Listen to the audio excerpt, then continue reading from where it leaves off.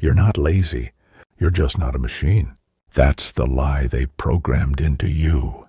From the moment you could walk, you were measured by grades, by achievements, by how fast you could adapt to a system that never asked if you should.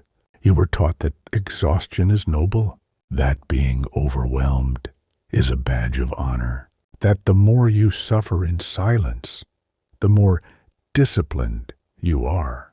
But here's the truth. Laziness isn't your enemy. The system that made you feel lazy is. Because when your soul resists becoming a machine, they call it a flaw. When your mind pushes back against 12-hour shifts, debt, pressure, noise, they call it a disorder. When your body begs for rest, they label it weakness. And yet, they celebrate the ones who collapse from overwork. They glorify the ones who sacrifice health, time, and joy for a paycheck. Why?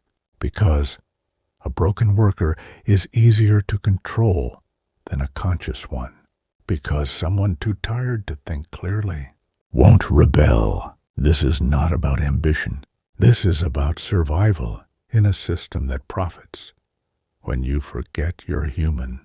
A system that tricks you into believing that your worth is tied to how much you can endure. But you weren't built to endure slavery wrapped in modern packaging. You weren't born to wake up tired and go to bed anxious. You were meant to feel, to breathe, to dream without permission. So when your body says stop, when your mind drifts into stillness, when your soul whispers that this life isn't enough, listen, that isn't laziness.